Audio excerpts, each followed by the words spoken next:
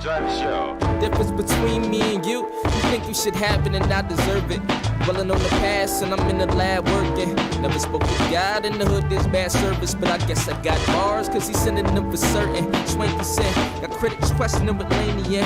I'm just turning crowds into stadiums. Pounds I'll be blazing the haze when I listen to waves on the road. Searching for stones like Jackie and Jay. Ain't shit fly unless I rock it. High like drop kicks and cockpits. Red eye fly shit, holding chopsticks. Spit cheese with monsters, switching keys and poshes. They pick a decent sponsor, but bet I'll still archer. Yo, dimes, I got them. Slow ride through Gotham. Living and drinking black like I'm Gothic. I be in the last picking topics, mixing toxics till the profits pockets profit or till I get boxed. T-shirt from Polo, the rebirth the YOLO. If I'm trying to find a photo, all I gotta do is yodel. Steaming on the low, got me dreaming like a mogul. The humidity is killing me, I call that the ozone. Capital swank, finally adding cash up in the bank. So the snakes wanna ask me if I'm great. We laughing in your face, cause rap was a mistake. When the entrees came near, almost had me this in hip the hop state. with a fly feel. You'll be dead if you lie still. It's all about what you choose to do. Buy still, her niggas like Grim Reapers. They soul takers, black hoodie bone breakers. Put you to sleep, then you won't wake up. I mean, you could go from weight rooms to waiting rooms. Beyond the curl up in that piece of your chest, so make it move. No, April fools, I just say the truth. Gonna be a vacant tomb if you break the rules. How about style or performance? Style is cool, you know. And I mean, it's got to be sharp. My gift is my curse if I lift and I burst. But fuck arms, I do enough harm when I'm kicking the verse. I heard niggas went missing with the dirt is when he surface. What you mean I ain't earnest? They ask for my service. Emotions in this flow, quarter wave, now he surfing. But notice these demons and serpents be lurking. It's urgent, still a rebel, fuck school, burn shit. Don't ask him to pull up his pants, it irks him. You asked me that before, man, I told you. Till I die of an overdose of the dopeness, I'm floating higher. Flying above the coast and just scoping and getting wiser. I'm a product of this box we call pop culture. Creative pop filter, bringing our collapse closer. Batman and this rap scam, they gasp over. Spit facts over these tracks, sleeping in shacks, vote dimes go. Stay on my grind, cause I know the time's slow. Puffing that lie smoke, but time don't. Wait, you're causing quakes when you're moving plates. Illuminate, eliminate, got me thinking that it's the same. Won't let it flow like mine, never slip through the drain. Cause I'm fit for the game, watch me shift through the planes. The rap monster boss is popping off. If cops involved, shock the ball, dropping draws, now they chop resolve. Eating lobster sauce, stop it dog, I'm above the law. Let them all, weapons drawn, it's the art of war. Closer. As L's turn to clips turn to roaches, and those turn to bowl hits. Oh shit, looks like we getting high again. That's another gram of fires right to my diaphragm. I blaze a Dutch, then I play the cut. You be on the wall, posted up, trying to make a cuff. Groupies on my arm just to prove that we swank enough. Let me see you take a puff while I break it up. Fine. Thank you very much, sir. Yeah, thanks. Look here, man. You know, Yeah. I sure appreciate you calling me on this thing because I don't be doing too many interviews and things. Well, fine. We appreciate your time and thank you once again. Hey, look here. You know, I mean, my people, Jack, you know, we is becoming vocal in the world today. Enjoy the other show. We'll talk to you Oh, again. it's very hip. Hey, look here, man. Look.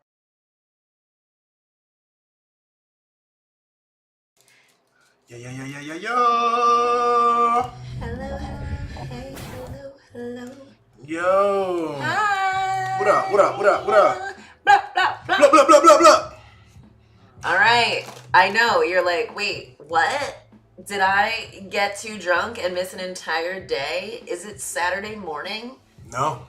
It feels like that because here we are. What a long ass week, man. Yeah, You're right. It's been a long week. And on the bottom of the screen, it says Saturday morning cartoons. It's true. It's very confusing. And the song we're about to sing is going to confuse you further. But Are you ready? this is Saturday morning cartoons. on Friday night. Love that. Yeah, man, we're going up to New York City, the city that never sleeps, the greatest city in the world, tonight. What's up? And so we were like, let's stay in the habit of doing, a once a week thing. Yeah. And so, yeah, we're like, let's just do it before we go. And especially since it's a holiday weekend, I know the traffic's going to be crazy. So we might as well just leave later anyway. Yeah. So, yeah. And there's no rules. There's So no even if it's rules. Saturday morning cartoons, I think the rule we want to do is to try to be consistent. Yes. But other than that, like, we have no real rules. Exactly. We do the fuck we want. Yeah, we make the rules. And We can do whatever we want. It's Friday. Let's get it popping. Hell yes. Saturday morning cartoons on a Friday. On a Friday. Love that. Great. What's up, y'all? Man, what a week. Yeah, tough week. Interesting week. Yeah. Interesting week. Yeah. Plus, we decided, so you see Sheba rolling up. We decided not to, midweek, we're trying not to. Yeah, we're trying not to smoke Monday through Friday at 6 p.m. And yes, it is 5 p.m., but it's 6 p.m. somewhere. 6 p.m. somewhere. Right? Again, this is another rule. Works? Well, I think, yeah, it's 6 p.m. somewhere. Are you sure, or is this the latest? No. Okay. If we go west, they're at 4 p.m. So there's let's say somewhere in the Caribbean. So we're dealing with farther. the Atlantic Ocean. Okay. Further east, Cool, you've got a 6 p.m. going on somewhere. Great. I think that's right. I love it. It's all made up, so doesn't matter. It is all made up. Man. But what up, y'all? What up? All right, so this week has been rough. Everybody knows, obviously. Yeah, fucking crazy. Tuesday there was a shooting in Texas. Another shooting. I know. It's always tough when you told me about it. You're like, did you hear about this shooting? And I was like, which one? I literally thought it was this other shooting that was in New York. There was another. It's right. This one we're talking about. Yeah. You know, so that's all shootings are infuriating, but it doesn't get worse than knowing that a bunch of elementary school kids were trapped in a room and shot, summarily. Yeah. By some fucking loser. And that some fucking losers outside who are paid to stop shooters seemed like they didn't want to get shot, which I get, but I also don't sign up to protect people. There's a lot that's gonna but come maybe out. they don't either, so there's a lot that's gonna come out. It's gonna be pretty appalling. But what's been appalling already, even without like the little bit that's been coming out, the stories, the ever-evolving like narratives, you know what I'm saying? So right now I think there's a lot of emphasis on the door. Apparently someone propped the door open, and so there's discussion around the teacher who did that. And how much do teachers make again, babe? I don't know, man. It's crazy. Almost poverty level. They It's have to crazy pay for their own supplies. But I'm trying to point out the way narratives get formed. Exactly. Narratives get solidified, and who the powerful person with the microphone, the powerful person and entities who want to defend and support each other. Yeah. How they can shift direction and shift attention, and why we have to be grounded in our values, or else you can easily succumb to any of these things. And I can imagine what's so funny is it's never been harder than ever to come up with a fake narrative and apply it to a situation. Been easier. I would say never easier, never harder than ever. I'm sorry. It is now harder than ever. No, what am I trying to say? I'm trying to say that there's so much information coming out from different places that it's hard to assert the narrative. This is what happened, I want to say 50 years ago, the police, a government agency, a group of people who assert themselves as experts on the scene or whatever, can say this occurred and everybody has to deal with it. And that's a deeply powerful thing, and that power has been dispersed now because there are cameras. Yes. There are everyone can have different opinions, and you can hear the stories of the individuals who otherwise would have been without an ability to distribute their position. And yet, this thing still goes on. It becomes absurd. It becomes we're all kind of trapped watching an absurd thing because we can see real time the flaws and the holes and the gaps, and the way that power asserts itself. Not just in this situation, but in lots of situations right now. We're just kind of stuck watching it. I think it's really interesting. It's really interesting. And I think everybody's trying to cope with that, trying to figure out how to move now with this new, like a sense we probably always had, depending if you were a marginalized group, let's say. Exactly. You had this sense rather than the official opinion is. Exactly. I know what the official said. Exactly. That's what happened.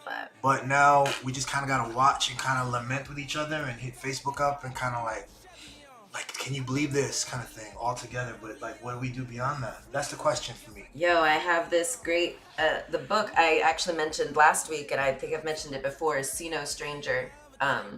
It's this Sikh woman who is a attorney and civil rights person, and she started like an interfaith advocacy group. But it's all about, she got her start when, after 9/11, there were a bunch of anti-Muslim, anti-Sikh hate crimes, mass shootings and things. So she was like, what are we supposed to do? Because not only are they, like, black people are a marginalized group, but we still are very able to be like, we're from America, we are the most kind of Americans, even though it doesn't really matter. But like, they had to combat the idea that they, Sikhs wear a turban, as part of their thing.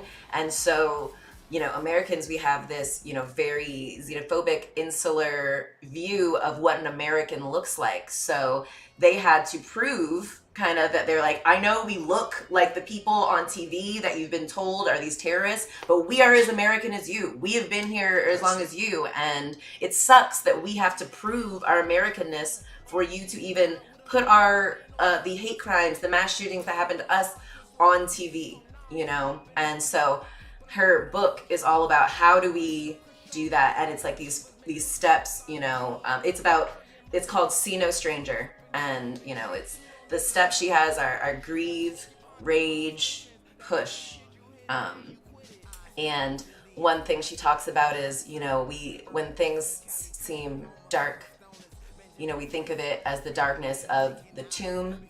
Of a tomb means death. It's a dying nation. But she encourages us to think of it as the darkness of the womb. It's an opportunity to give birth to a new thing. So, yeah, that makes a lot of sense, and it's a simple matter of reframing, and I love that, because there's always a new now coming. There's always everything is always changing, and in some ways, a lot of the foundations of the previous stuff was trash. Yes. And that's part of why rebirth is needed. Frequently is a process of growth, reframing, rearranging, reconnecting. Yeah. And you have to shed old ideas and ways of being, and it's a painful process. But you have to look in the mirror and come to a place of honesty about what it all was. That's the thing. It's weird because on some level, I think the nation and maybe the world. I don't know what's going on in Germany right now. I don't know what's going on in China really. I don't know what's going on in Korea. I'm picking countries right now. But I want to say, it feels to me in this country, there's a conversation happening like never before, and there's just an awareness that is slowly happening, and I think it's a personal awareness. It has to do. I know people as individuals are doing it. I've gone through it and are continuing to go through it. Over the last 2 years, it's been crazy. And then I think on a national level, there's also this. A lot of the things that could have prior epochs and moments just a couple years ago, you just kind of dismiss. Yeah, we didn't connect it. Like, the thing about her book, See No Stranger, we're all the fucking same. So the Germans, certainly the ones in Nazi Germany, seeing their neighbors, caught up in this thing, seeing death as an everyday thing. They were just regular citizens, like I'm sure a lot of us think of ourselves as. And then this big thing happened, and they had to be like, who are we? What is going on? What the fuck? Is this, is this who real? You are? Is this who we are? I don't know how, and the thing is, I don't know the level to which they've succeeded at, fully addressing everything. I don't know the details. You'd have to kind of live there for a while and really kind of immerse yourself in Germany to fully get a grasp of like what it is. But I think, man, there's clearly, just in terms of, you're talking about World War II, you're talking about the Nazis. Clearly, from my understanding, there's a way of understanding that history and teaching that history, and even, is the word commemorating right? I don't know if that has a positive connotation. It's remembering. It's not. I think commemorating is more like what we're doing with Confederate. That's the crazy thing. That is where like being like, that's our history. Massive difference in the energy and the concept about what happened. Like, we still have meaningful debates, it seems, over how to, whether we should talk about it or how.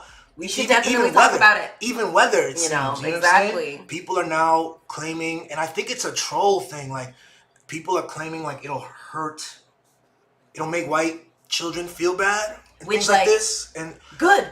You know, when I feel bad, I am careful about what I do next. I'm more intentional. That's true, but it's not even about that. It has nothing to do with that. You can be a white person and understand the history of the country, the things that people did fucking generations ago, centuries that ago, you don't to wanna understand do it. that. It has nothing to do with you and your little personal shame or any of that bullshit. It is to understand so that we can understand things. Then when you look around and when people make claims, legitimate, meaningful claims, asking to communicate with you to understand that there are still challenges, there's residue, there's all kinds of structural things that come from this that are still afflicting them today, you can understand it. Yeah.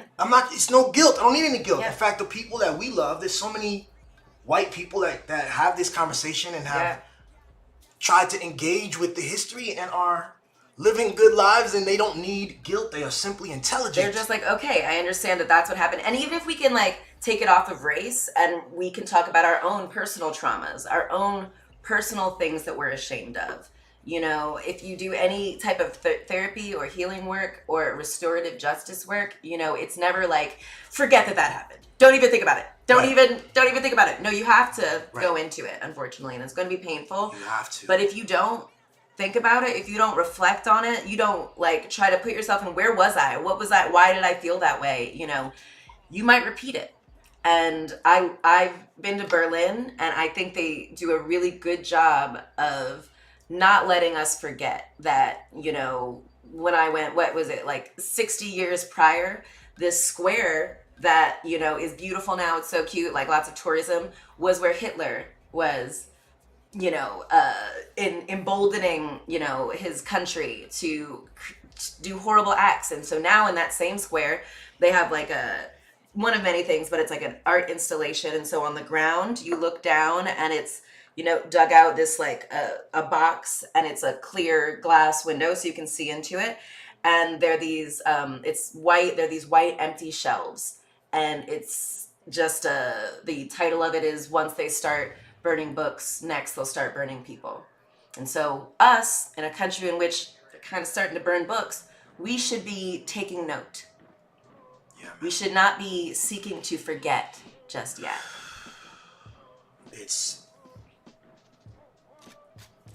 The discourse in this country is fucked, and I want to say, from my vantage point as someone who just left CNN, I can't help but bring that perspective. Yeah. The media apparatus in this country has always been, from the birth of the first newspaper, it's been a money-making venture like anything else. That's been the key impetus of the media. That's what they did, and that's what they do. And the history is insane. I have it on my website. Check the bottom left of your screen, BillyButton.com. I have media literacy playlists, and it says... I don't know if that's where it's going to be. That's it right there, baby. And it's American history, media's history. And so it was a lot of intentional confusion because it was just a partisan tool and also a political tool and also a money-making tool. Really trying to separate us and them and be like, look at them, oh my God, and like us, we're just trying to... And people made a lot of money. It's lucrative to people create made that a lot separation. of money. Some of the earliest wealthy Americans were these kind of media profiteers. I would like to call them. Sure. And even wars, some will say, were started by these profiteers. Literally. So they connect, they figure it's a business. Yes. Just like every other business is trying to get clever and come up with new streams. Anybody who's done a small business knows that's what I'm talking about there. Or worked for one. Coming up with new streams of income. And this includes engaging with other power centers like the political parties and connecting and really, developing not just wealth but power, yo. And I guess in times of when things are not so insane, they have some incentives to kind of be cool, But then when there are real political rifts, that aren't, then they become more obvious what they are. Yeah. It's crazy, yo. Yeah. I know that you were feeling this week. You had a bunch of different. You were struggling to describe with words the feeling you were feeling. Yes, I wonder if you might be better at describing your things in drawing in a thing. I only say that because years ago when I first did acid, my one friend Rachel and my other friend Yael, we did it, and when they were in that state of just like their mind was kind of unlocked, the way they expressed was in an art and drawing and painting. And I remember being like, I felt like a kind of the stereotype of what we have of an autistic child, just kind of like I was locked in, like my thoughts were like so just like racing around in me that I was like rocking like this, and I was like, I need to write, but because of like how acid is, it's just hard kind of to like see your words and things. So I wonder if it might be easier for you to maybe draw what you might have been feeling this week. I know you described it as like at one point it was this kind of an eerie calmness. Yeah. Like calm, but like like something's about to happen or something, like not like an eye before the storm kind of thing, more of a like something's up. What I was telling you too is that it was crazy because I didn't have, you're right, I think it would be good to try to draw that, maybe we do that, but like I didn't have the language. You okay? Yes.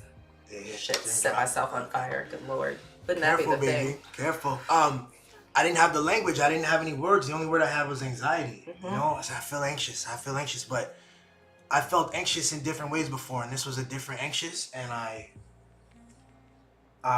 was struggling. I don't have it because we just don't have the discourse. I just want to point out how powerful this is, how powerful language is, how powerful the lack of language is. Yeah. How intentional that can be. Yes. To push society in a direction such that it can articulate. How many words is there for money in this culture? Right. I remember. You remember that idea that like the Inuit Eskimos, as we would say. I think that's not the right word to use for them, but so Inuit people, they have 100 words for snow, and it describes different types of snow and things and whatnot.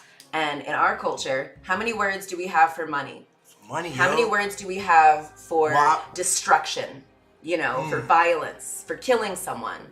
And it tells you a lot about what a society values by what they devote their language to describing. Yes. It shows you about the consistency of the exploration, of the interests. So that we all struggle to describe, like, how are you feeling? Yeah, how are you feeling? Good. Yo? Let me tell you what I hated, yo, for a couple of years. We gotta be careful with our language, fam. What I hated for a couple of years was hearing people say, I'm feeling some type of way, yo. Which type of way? Feeling some type of way is a submission to a failure of the language, Exactly. It's just like, it is throwing your hands it's negative. It's not usually a positive. Like, it gives us nothing. Yeah. It gives us nothing, and we need to know what it is. Yeah. There's a lot of benefit in giving things names. You know what I'm saying? So that's crazy how that works, Yeah. So a lack of language leans to sort of, even now, let's say I don't say feeling some type of way. All I have is anxious. That's not great. So because anxious can be good or bad. It can be good or bad. It doesn't give us the opportunity to assess it so that we can like get some parse through it. Is it really anxiety or is it fear? From where does it come? Yeah. Is it really anxiety or is it excitement? You know what's funny? I did this thing the last one I did solo, baby, and I was talking about oneness and whatever, and like the key to you got to separate things and label things in order to better understand it. This is it. This is what I'm talking about. We got to parse through. In terms of financial instruments and trash and all this other stuff. Yeah, we've turned that microscope in and pulled apart and labeled. It's and moolah. It's Exactly. capital. It's in every facet of the lexicon, in every industry, in every. It is the foundation. Now, it's even a way to describe like if you're feeling okay, if you're well, like a money, Yeah, exactly. Like, no, and I think Black culture is extremely creative and beautiful and amazing. And once that ethos is inculcated in the creative, brilliantly expressive Black culture, boom, we're powerful, fam.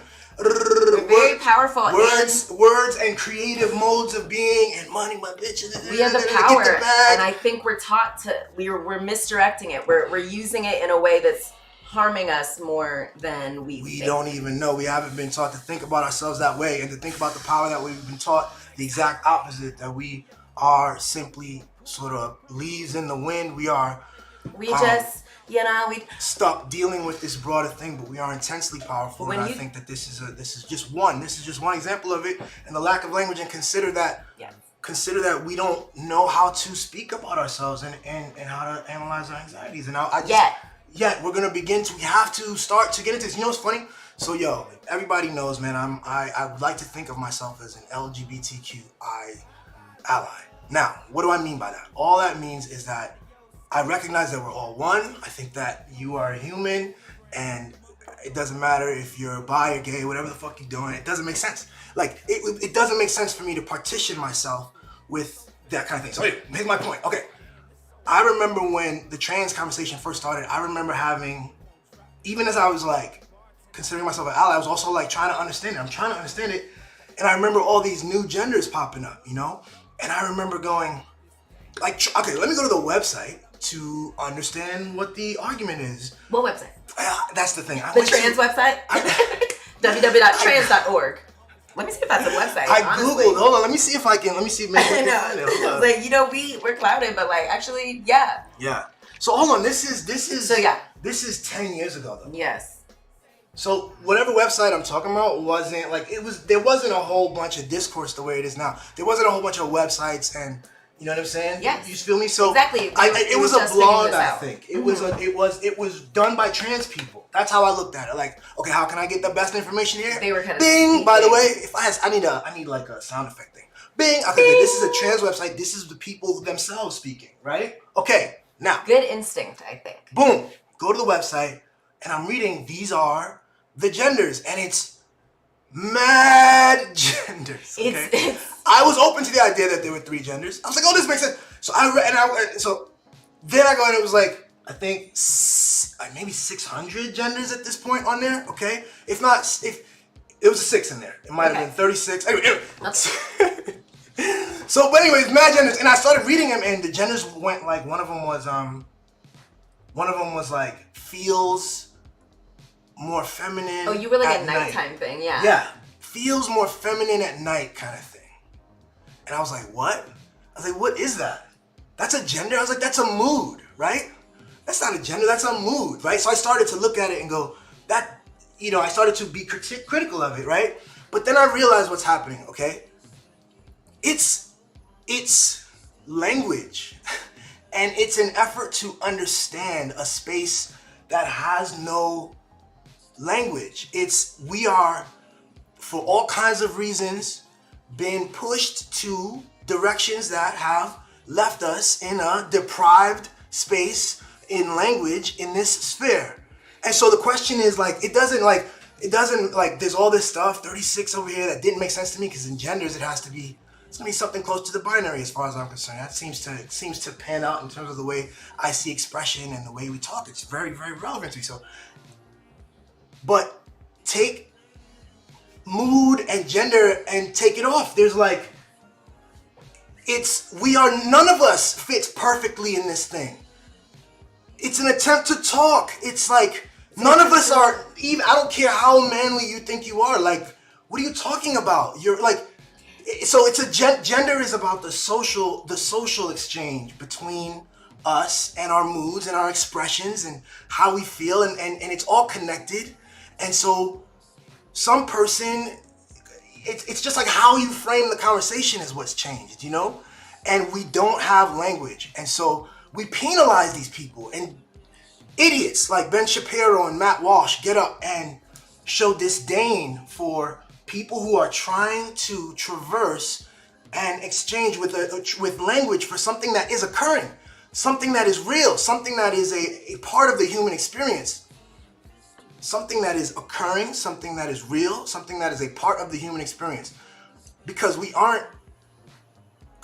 the people who are honest with this are not being led by the language, they're being led by the experience, and they're trying to find language to explain the experience that is occurring and real. While people like Ben Shapiro are led by the language. The language, wait a second, They're what is a actually gender? trying to tell you that old white men a couple of years ago came up with the best language. Yes. And any other attempts to try to describe the thing is by default wrong. So it's literally trying to discourage you from even trying to describe your experience. Yes. It's trying to make a hierarchy of who is best at identifying what makes a thing a thing. They don't even care about the human experience is the point that I want to talk to you, and a point I want to kind of make. They don't care about that. That's secondary to them. What is important is the impression, is the presentation, is the connection to the old thing, you know? And they define themselves by it. And then that's got latched on to other nonsense too. Other mythology, and then also political gamesmanship at this point. We're both right now, we're suffering from an elite class that is trolling each other in a loop consistently. They're just trolling each other. They're not serious about anything. and that's what they're doing. So we have people, and that's why I think the non-binary, I really appreciate the language non-binary as somebody who's like not in the group. I just think non-binary is really cool and an interesting way to approach what it is. There's no attachment, it seems, and I feel like, because in truth, it's like, I thought 36 was crazy. It could have gone on much further. If we really develop our understanding of this thing, we'll realize the multiplicity and complexity of the genders, moods, ways of being, ways of feeling, ways of expressing, ways of interacting would be, I don't know how many words there would be. But so this is all, it seems like a massive, either they're deeply ignorant about the complexity and nature of the human experience, or they're deeply sinister, like aware and consciously preventing people from developing the human experience to its fullest. I think if anything, it kind of doesn't matter. Like, you know, we know that, like, colonialism, like, the indigenous people here definitely had more than a binary. They had a third gender, two spirits, and that we kind of all didn't learn about that until fairly recently, means that like a certain power group intentionally tried to make it so these are the only legitimate things to consider. And with those two categories, we can decide who gets what rights, what roles we assign to people, and we can decide the people that don't ascribe to that, either intentionally or unintentionally, we're going to be able to take away rights from them. And, you know, so it doesn't matter necessarily if people are either, you know, sinister or, you know, ignorant, because the effect is that it's, you know, harming people. You create tears and you slowly trickle rights. When they say trickle down, they do mean that in some way. It didn't work. It's just a lot of bullshit. It's marketing, that trickle down economics trap. It's bullshit, but it's also, when I say trickle down, this is you trickle things down generationally, yo. It's not the definition that was used in its justification was sort of an economics that, you know, the gains from an unrestrained capitalism would trickle down within weeks, hours. You know, everybody would be better, rising boats, you know. But I think instead what you have is a trickle down of power dynamics. Power dynamics, exactly. Everything else trickles down. Language, limitations, attachments, you know, these all trickle down generation after generation, and slowly you start to peel back the thing, but so even if they come to a place of equity, whatever that means, which needs to be defined, even if you come to that, it already has all of this previous advantage. That's what privilege is, you know what I'm saying? There's all these privileges that are underneath it is underneath. It's not so clear, and that's why I think sometimes we talk about it in a way that I think is sloppy, and we gotta improve on that.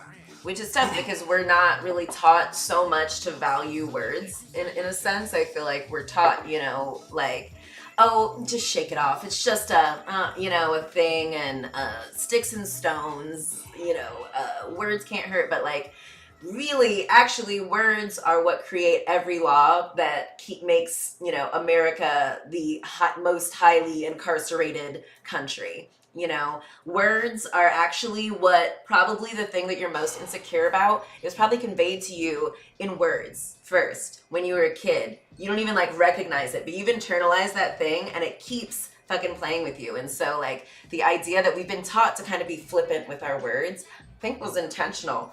And even if it wasn't, we know now, we can't deny that like there might be a connection and that the only thing we can do is to like, we have to try. We have to try, improve. we have to be aware. We have to show love. We have to have grace. And once you understand, you can have grace too for certain things. Other people in who the are past trying. that have been things that have been meted on you, and then also for other people. What you have meted out on others. What you meted out, you can be consistent and honest about your role in things. It's okay. I've, you know what I'm saying? Like, it helps me understand other people's actions better when I'm like, oh shit, did I do that one time a little bit? Like, yeah I guess. Like maybe the scenario wasn't exactly the same, but like I had a thing where I thought I was supposed to, attack. Yeah. Yeah. And sometimes you do need to attack. I'm not saying that, but like sometimes that I have comes seen from like, talking to that, like that comes from like, like as a black woman who gets ignored sometimes, who gets sort of presumed to not be, sought after, like. And I recognize that I have a lot of privileges, like, and so if I, can still get overlooked or, sidelined or, all these things happen.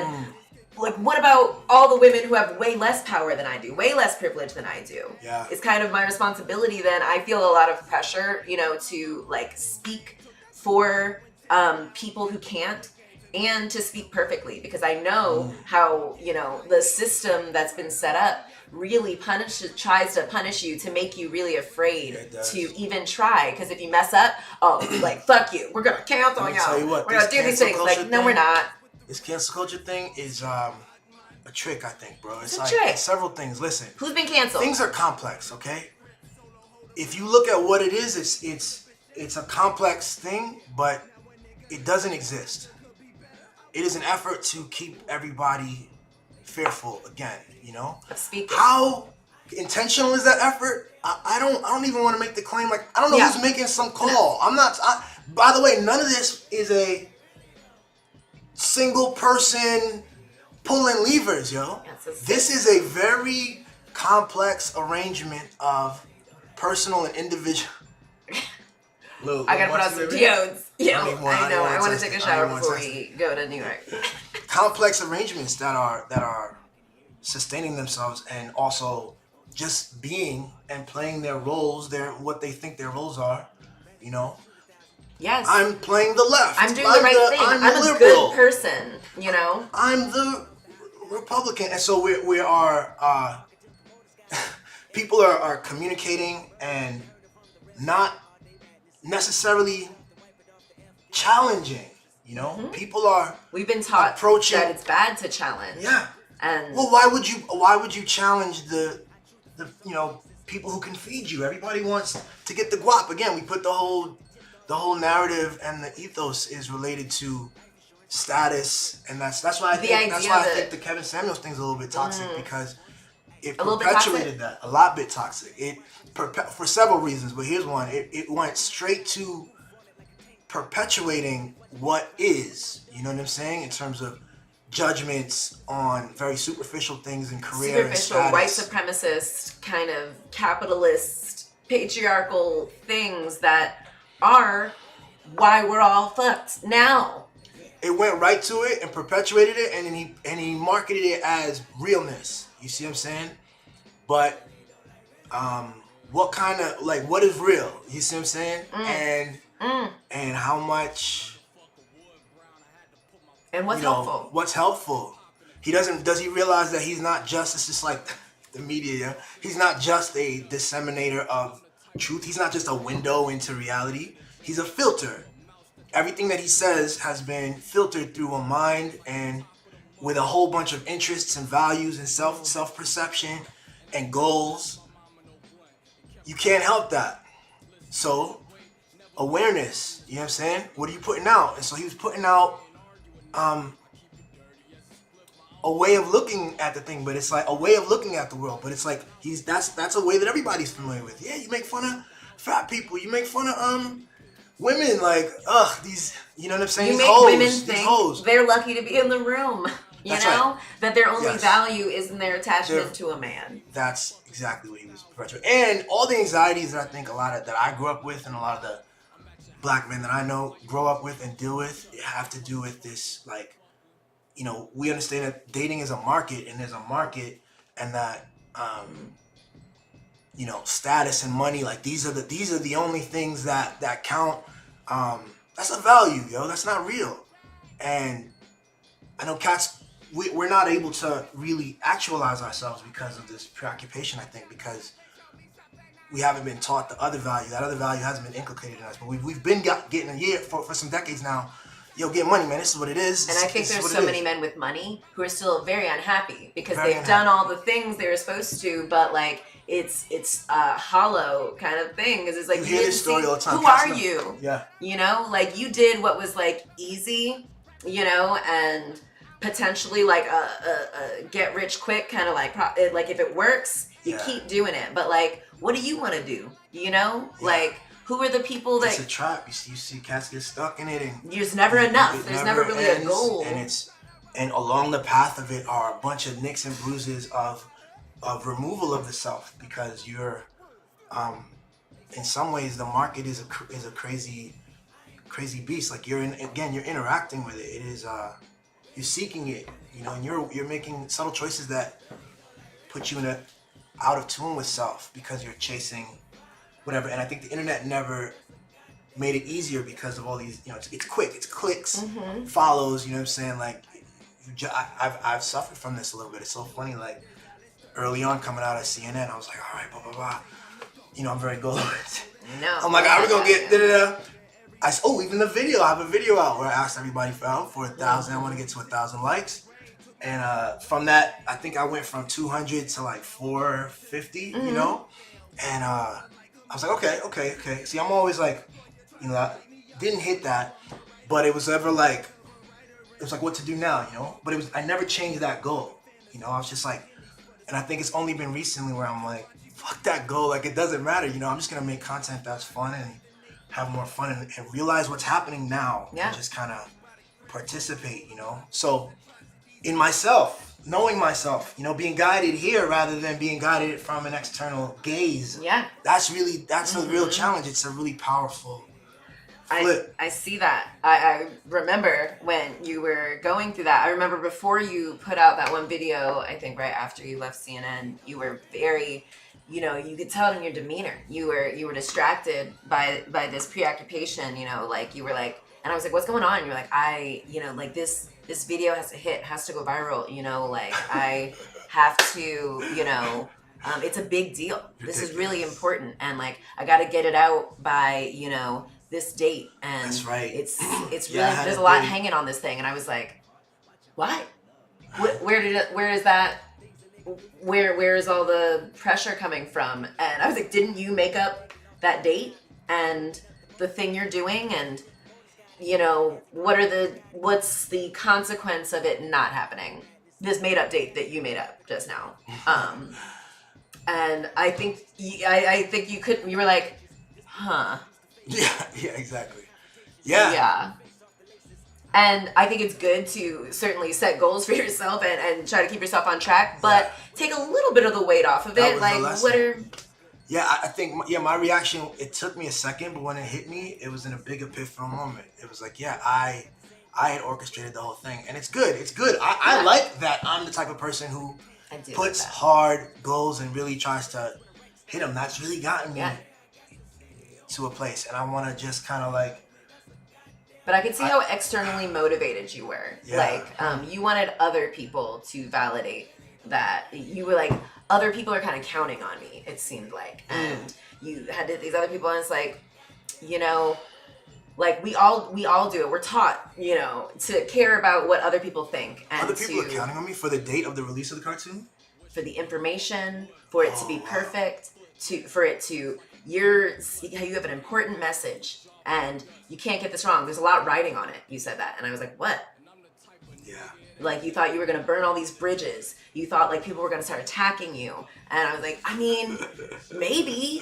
But, like, and I was like, okay, well, if that is the case, why would you rush? What's this date that you set? Why do you need to get it in a month when obviously...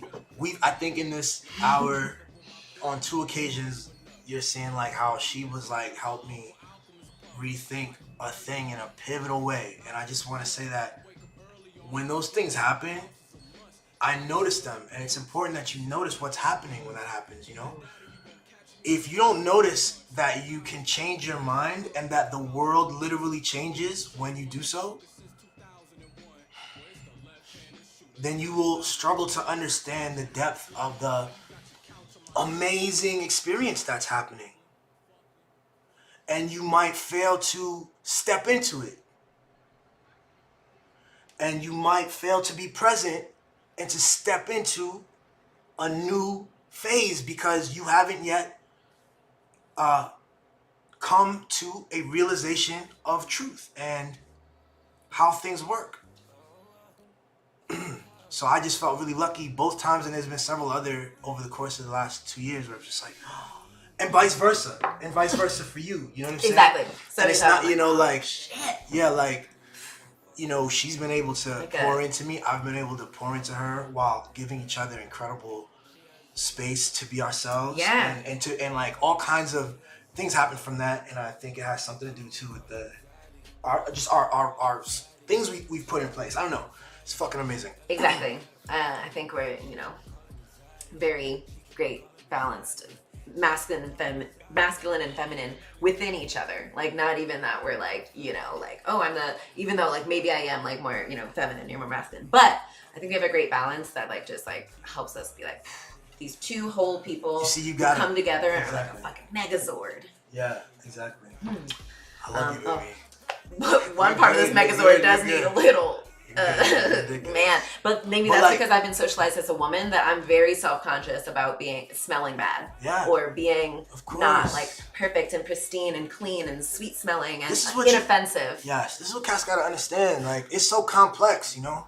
This is why you gotta watch these like people who are playing with language and are manipulative and are intentionally not allowing you to have space to change minds and be to be complex. This kind of thing is exactly why you need to stay away from this kind of thinking.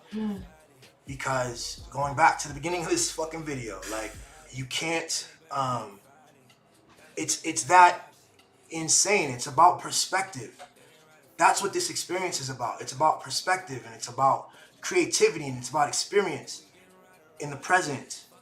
And a failure to access that is really, you know, a toughness. And this is why I think in the other joint I was talking about like male and female. I think if there are characteristics, if the narratives and the the gender roles? Gender roles. Yeah, if there's gender roles, I see it like this, yo. There is you look at a block of wood, okay? And a feminine gender role is free and can assess it and has all of this access to potential and creative and a freeness and openness, and the masculine gender role is creative. It's productive. It's creative in a different way. I mean, the woman was creative as well, but now the masculine gender role asserts itself. And so you can look at the block of wood and she's like, I don't know, it was a necklace or a table or a chair, I don't know, or even a hat. You'd be like, or even a tree. A tree. It can just be itself. It doesn't have to serve a utility to me. You see how it can just exist. I called it a block of wood, so I was coming at it that way. You came at it straight as a tree. Exactly. But to access that and understand that it's just a perspective thing. Allow that freedom, okay? and to connect with it, and then to make choices. So a lot of cats blocking off the greatest source of information and ability and processing power and growth and like a different creative energy. Yes, blocking it off by a set of narratives about like we're different and you're just crazy. That's what dudes do. They set it out into like a utility. They're like, okay, how is this beautiful creative force useful to me? They can create me a child. They can like take care of this, you know, make this thing beautiful, or you know, like clean up this thing, make it comfortable to me. And they sometimes can't think of women just existing on their own outside of your expectations and needs of me. That hasn't been the narrative. It hasn't been taught, and the sense of being able to assess what you're seeing, what you're, you know, some of your anxieties and your notions of the ideal are reflections, they're projections of a set of norms that you've been taught that are not, that are more fluid than you know. You know what I'm saying? That are more fluid than you know, and so be open to that. And everybody say fluid. It's not. We're not talking about sex. We're not talking about being gay. We're talking about everything. We also are talking about that. Actually. Yeah. The Everything, fear that comes that. from that, of trans people, of non-binary people, of gay people, is because it flies against the face of what we're taught, that like men are this, they do these things, they date these people, they use certain people in certain ways for certain functions, and trans people fly in the face of that. Yeah. Gay people, lesbians fly in the face of like, you know, what men have often been taught and women have been taught to, you know, think of other people in this binary way. So like a lesbian having sex with a woman, no, you're supposed to do this. Like a trans person, if you want to look like a woman, you know, you should shave or something. But it's like, what if you're not trying to look like a woman or a man? You're just being. You're just being. What? What are you talking about? You're just being. What are you being? Existing. So then you hear cats go like, somebody, let's say a trans woman, okay? A trans woman who then dates a woman. They go, no, but they don't get it. Why didn't the person just stay, in their minds, a boy, right? You want to date women, just be a straight boy. This is crazy. You hear this argument. Cats will do full videos on YouTube and get hits and views off of that kind of like dumbness, you know? It's just, there's so many attachments and, you know, incorrect attachments, projections of definitions of what is normal and what is, you know, that you should even question it. The truth is that there's a freedom and a complexity that is everything. This person wants to express however they wish to express, and then they are attracted to whatever they are attracted to, and neither of these things is necessarily man or woman. It depends on how you define these things and what they are. Neither of these things is necessarily any of these other genders that have been identified and labeled and named. It is, we are each individually individual. And one is no more valid than the other. And so we have the idea with heteronormativity that a cisgender presenting male, you know, man person it's normal, it's best for them to be with a cisgender presenting woman person, you know, and any deviation from that is kind of less than. It's like trying to be, you know, like, oh, you're just trying to do your own thing, huh? And it's like, yeah, why does that matter? Yeah. What does that matter at all? You know, when you break it down and parse it down, it's like, who cares? This is a person expressing the way that you express, except your expression just happens to be in greater accordance with the broader moods and trends what you've been told of the time and land and plot that you're on. Now, I'm not saying that you're a follower or doing things, you know what I mean? But I am saying that is the why it might feel different to you. Why there are more people who seem to agree. Why there is a historical narrative. Why there is a historical narrative and historical history that you can come back to and then sort of make claims, you know what I'm saying, and feel attached to, because these are just all attachments to prior attachments. And when we come back to the beginning of what we were talking about, when, like, you know, it used to be one kind of group could control the lens that through which you saw these things and the information you understood about stuff. And like now we're seeing that, like, oh shit, there were like trans in Nazi, you know, Germany and stuff around that time. There were literal schools and, you know, about studying transgender people and the phenomena, you know, and the idea of it. And it was literally destroyed specifically by the Nazis, people trying to engender a specific order, a specific hierarchy, a specific set of ideas of what is real, what is the norm, and what is bad. And we understand what was bad. Gay people, black people, gypsies. Let me tell you what, to the degree that we go back to Germany so often is another example of the power. Why it feels we should be able to, and we can speak directly about, we got a couple minutes left, directly about the black experience in this country and the history and the ways that ways of being and norms and ideas were subjugated, and norms around what, you know what I'm saying, like how people should behave were heaped upon us, and people who spoke up to desire something different, you know what I'm saying, like there were all kinds of challenges. It was much easier to crush them then and just erase them and be like, they're bad. And so it taught other people in the group to be like, you better be fucking quiet about who you are and stuff. Crazy. And then like as we, you know, as history played out and, you know, white people had more power and the ability to... They have more power, they have more access, they have all of the strings, you know what I'm saying? You know, I want to talk real quick about, sometimes I talk about intergenerational trauma, and people struggle with this, and white people specifically struggle with it. You kind of see people kind of struggle with it, and I want to address it. I think, let's take the example of, am I right that women got the right, or could open their own bank accounts in 75, I think? Let me check. What happens when 1/2 the population cannot access a bank account or any sort of financial security on their own? What happens? In the 1960s, women gained the right to open a bank account. Women in the United States earned the right to open a bank account.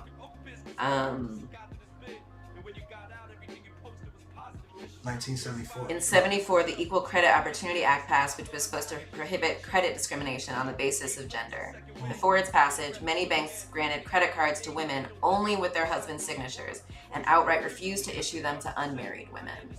Okay, all right, let's be clear. Let's talk about this for real. And I want, please, send this 75. to some... Was that 8 years before you were born? Six years before you were born. I was born in 82, yo. I was born in 82. Yo, send this to the Menonists, yo. Let's have a conversation about this.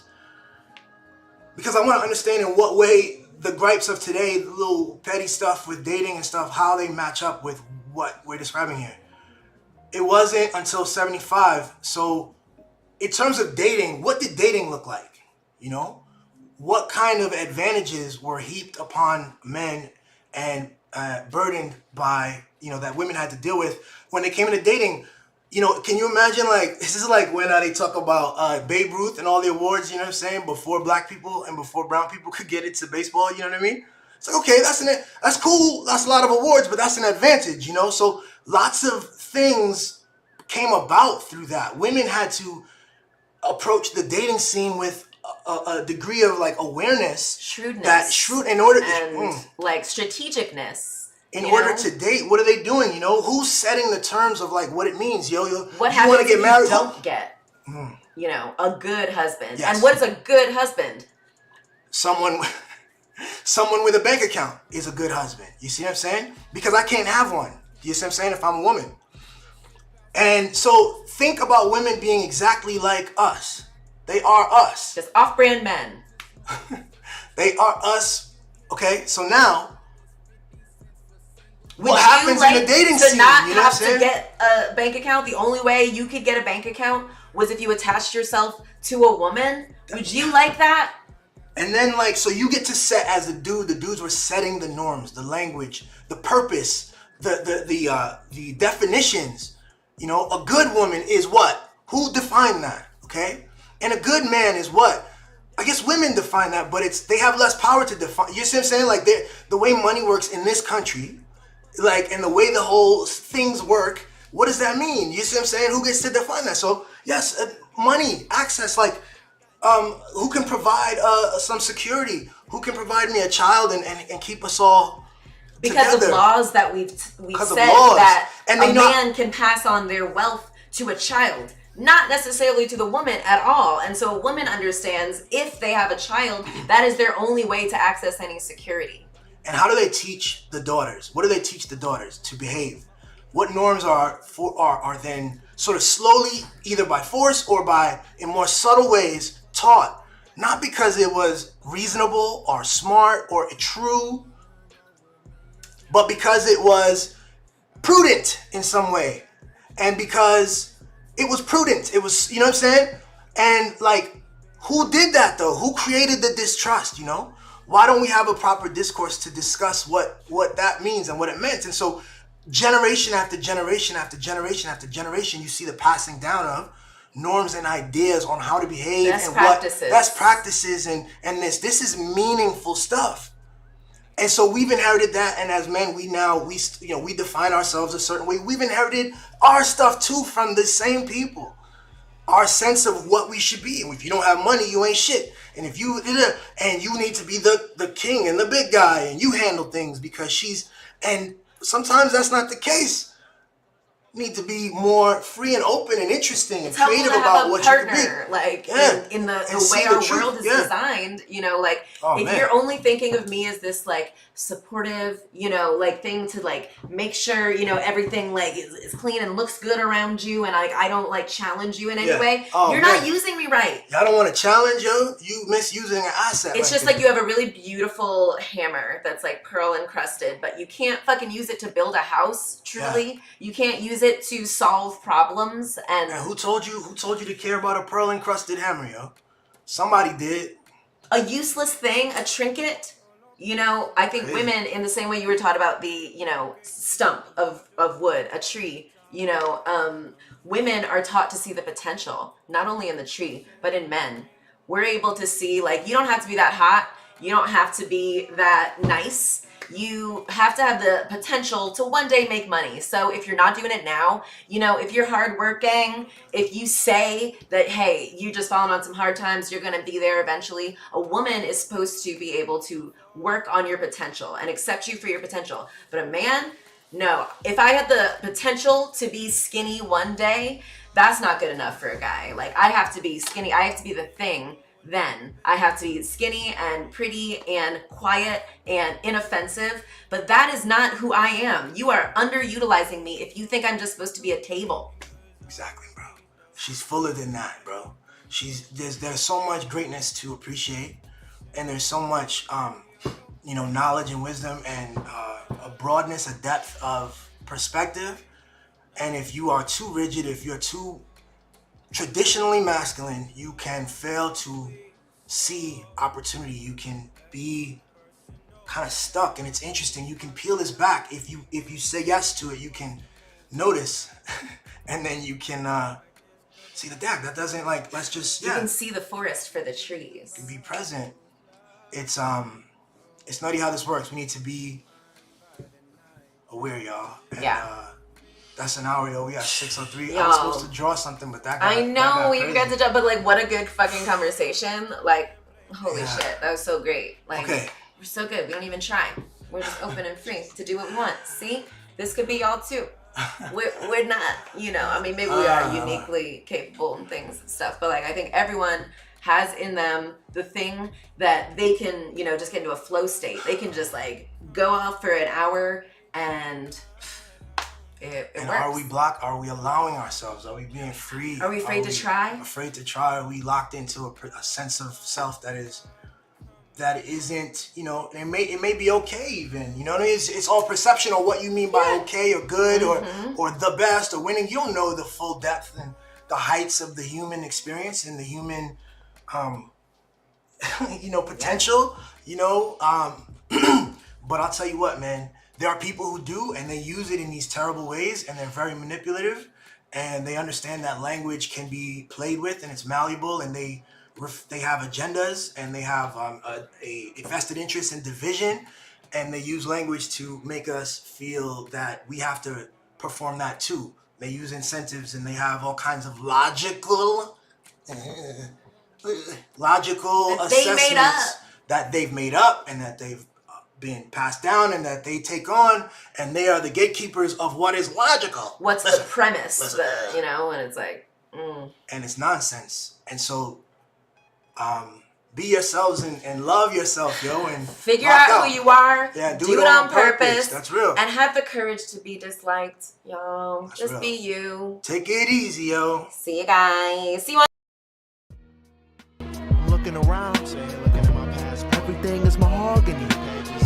Foreign dishes and women that you've never experienced. They call me flags from countries all over the world that you've never been to. Rare animals and breeds. Exotic pets in the crib, man. Yeah, I'm in the 95 Lambo, off the handle. I was handling the business for Big Homie while he was in Orlando. He left me with the keys to his loft with the white grand piano. He had a tiger cannibal animal named Rambo. Big kitchen, 6 chefs fixing chicken cacciatore. This portion of the story is the best. For all my niggas with the polo rugby with the crest on their chest. We used to flex the GUE with the double S. Now I want 3D TVs and a couple sets of cinnamon crested Lexus and my assets. It's a short list of things I haven't had yet. Hey, they call me foreign features from the dungeon in the depths. Concrete Bodie James said it best when we was sitting back talking about the X6.